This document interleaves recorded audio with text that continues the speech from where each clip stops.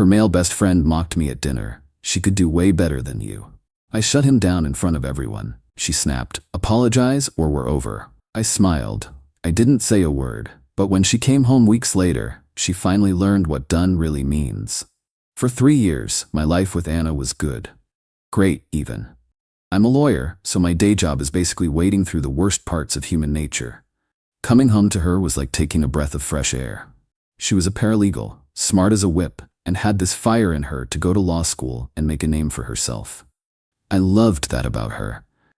We were a team, building a life in a house I'd spent years restoring. It felt solid, real. I wasn't just paying bills for a girlfriend, I was investing in the woman I was going to marry.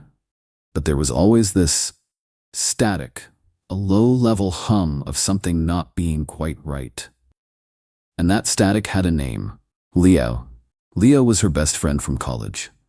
He was a graphic designer, one of those guys who calls himself an artist and acts like working a 9-to-5 is a fate worse than death.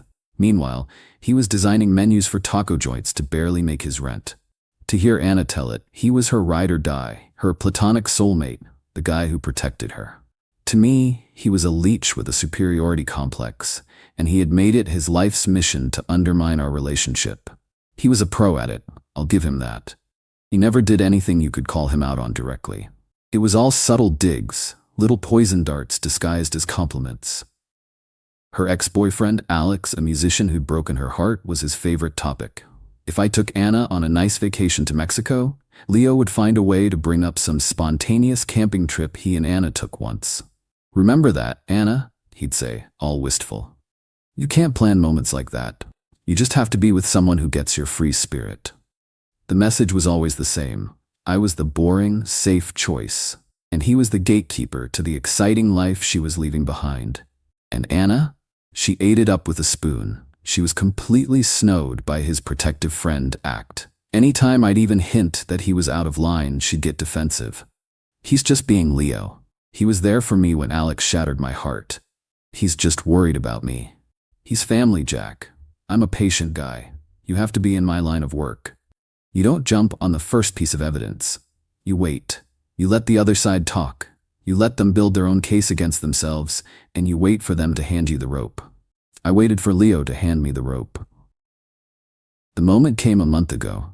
I'd just won the biggest case of my career. 6 months of my life, gone. Countless sleepless nights, weekends spent buried in paperwork.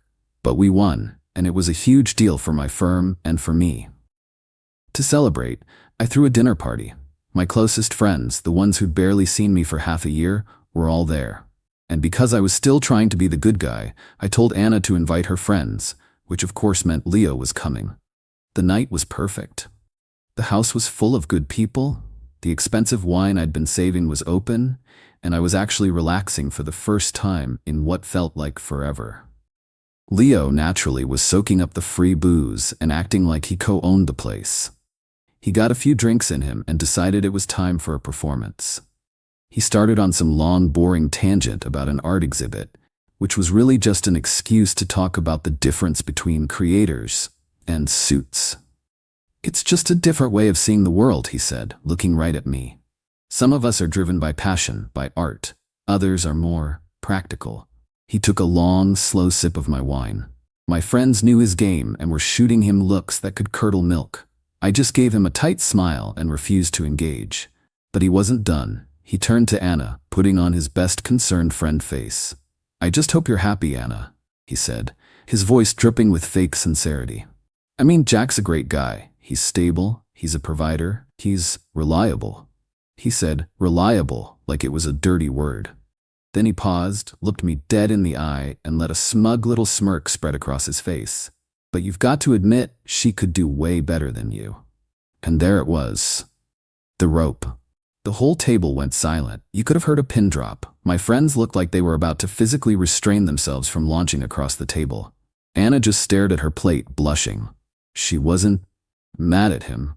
She was just embarrassed that he'd made a scene.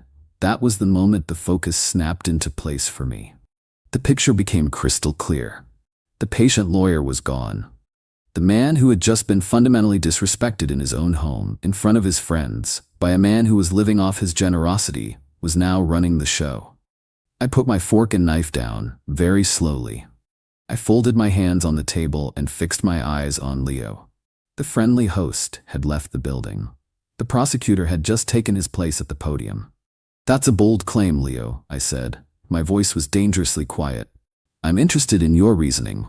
In your expert opinion, what does a better man for Anna look like? Please, be specific. Lay out the criteria for me." Leo was completely thrown. He was geared up for a shouting match. He wasn't prepared for a calm, methodical cross-examination. Well, he stammered, "someone more on her level. A creative, someone who gets her."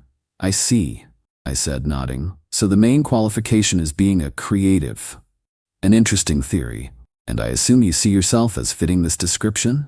"I think I understand her better than anyone," he said, puffing out his chest. "Perfect," I said. "So you're the gold standard. Let's examine that.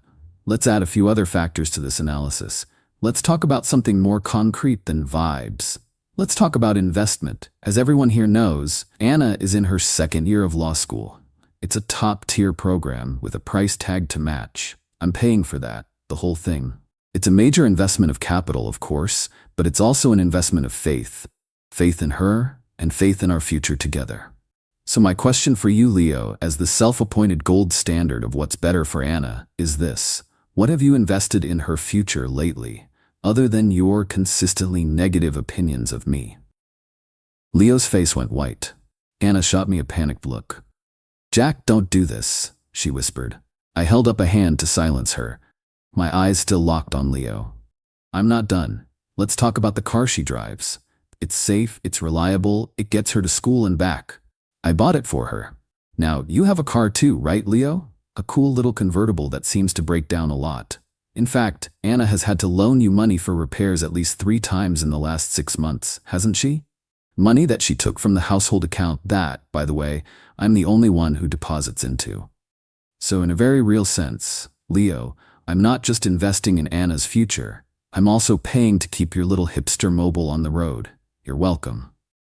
One of my buddies at the table actually snorted with laughter before covering it with a cough. Leo looked like he'd been slapped. "And finally," I said, leaning forward, my voice dropping, "let's talk about this house. The roof over her head. I own it, I pay the mortgage, I fix the things that break.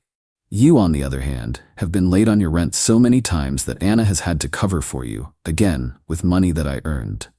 So let me just summarize your argument for the jury, for the table.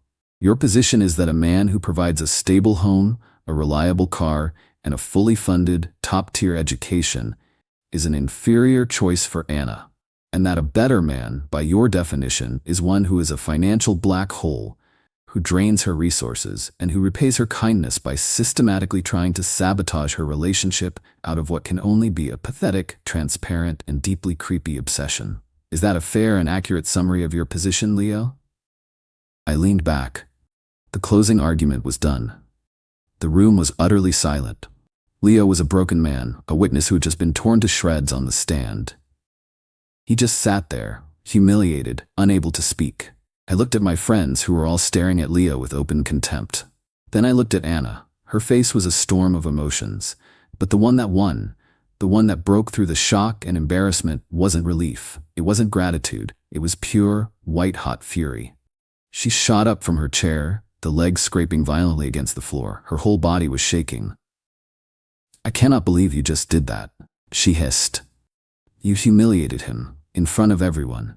"He humiliated himself, Anna," I said, my voice tired now. "I just presented the evidence." "Apologize to him," she demanded, her eyes blazing with a fire that was aimed entirely at me. "Right now. Apologize to my best friend for what you just did. Apologize, or we are over." And there it was, the ultimatum, the final piece of evidence. She was standing next to the wreckage of a man who had just been exposed as a manipulative parasite, and she was defending him. She was choosing him. The love I had for her didn't just die, it was executed. I looked at her, and for the first time, I saw her with perfect clarity. I didn't get mad. I didn't yell. I just smiled. A small, sad, and completely final smile. I didn't say another word. I stood up, picked up my wine glass, and walked into the kitchen, leaving her standing alone in the silent dining room. The case was closed. The verdict was in. The aftermath of that dinner was swift. Anna and Leo left together in a cloud of drama. She moved in with him that night, a decision I'm sure was made in the heat of her rage and his humiliation. In her mind, she'd thrown down the gauntlet. She was waiting for me to come crawling back, to apologize, to do whatever it took to fix what I had broken. She had no idea that I had simply accepted her terms. For 2 weeks, I went completely dark. I didn't answer her calls. I didn't reply to the barrage of angry, then confused, then pleading texts. I ignored the mutual friends she sent to plead her case. I was a ghost. Instead of chasing her, I got to work. My house, which had felt like our home, now felt like a crime scene. I spent a weekend methodically packing every single thing she owned into boxes. It wasn't an angry act, it was a cleansing. I was an executor, settling the estate of a dead relationship. When I was done, I stacked the boxes in the spare room, changed all the locks, and reset the security codes. Then I made 2 phone calls. They were not pleasant, but they were necessary. They were the logical consequences of the verdict she had delivered at that dinner party. The first call was to the dean of admissions at her law school. I had a good relationship with him from my alumni work. I explained in calm, professional terms that due to a permanent change in my personal circumstances, the private scholarship fund I had set up to cover Anna's tuition was being dissolved, effective immediately. The second call was to the managing partner at my firm. I had pulled a lot of strings to get Anna a coveted summer internship there. It was a career maker. I explained that a severe and irreconcilable personal conflict of interest had arisen, and the offer had to be rescinded. I took no joy in this, but my support for her was based on the foundation of our partnership. She had taken a sledgehammer to that foundation. She could no longer live in the house. Exactly 2 weeks after the dinner, she showed up at my door. I watched her on the security camera fumbling with her key, her confusion turning to anger when it didn't work. She finally rang the bell. I opened the door, leaving the security chain on. She looked awful. The righteous anger was gone, replaced by a weary desperation. The reality of living with a broke narcissistic artist had clearly been a harsh one. "Jack, we need to talk," she said. "No, Anna, we don't," I replied. "You made your choice. The conversation is over." "You can't just throw away 3 years over one fight," she pleaded, tears starting to form. I was angry. I wasn't thinking. "It wasn't a fight," I said. "It was a moment of truth. You were given a clear choice between your partner and the man who has been trying to destroy our relationship, and you chose him. You demanded that I apologize to him. You chose to defend the parasite. That's not something I can forget." The panic was starting to set in as she realized I wasn't budging. "But everything we planned," she stammered. "Law school, the internship?" "Yes, about that," I said, letting the silence stretch. "The tuition for your final semester is due next week, isn't it? I hope you and Leo have a plan for that because my investment in our future has been terminated." Her face went white. "What?" she whispered. "And the internship at my firm," I continued, relentlessly. "That offer has been rescinded. The firm takes conflicts of interest very seriously." She actually stumbled back, her hand flying to her mouth. The internship was her golden ticket. The future she had been so sure of was evaporating before her eyes. "You can't do that," she whispered, her voice breaking. "Jack, please, you can't." "I already have," I said. "Actions have consequences. You gave me an ultimatum. Apologize or we're over. I chose over. Now you get to live with the consequences. Go ask Leo for help, the man who is so much better than me. I'm sure his creative genius includes a plan to pay for your $50,000 tuition and replace the career you just lost." I closed the door on her tear-streaked face. I didn't feel happy. I didn't feel sad. I just felt quiet. The trial was over. The aftermath was predictable. Anna's life fell apart. She had to drop out of law school just months from graduating. The dream was dead. She and Leo are apparently still living together in his tiny apartment. I've heard from friends that it's a special kind of hell. She's consumed by resentment for what he cost her, and he's stuck with a woman who is a constant, bitter reminder of his own inadequacy. He got the girl, but he got a broken version of her that he can't afford to fix. I didn't do this for revenge. I did it for myself. A relationship is a contract, and she violated the most fundamental clause: loyalty. My actions weren't a punishment. They were an enforcement of the terms. She wanted to know what done really means. Now she knows. It means the support stops, the investment ends, and the builder walks off the site, leaving you in the wreckage of the house you helped burn down.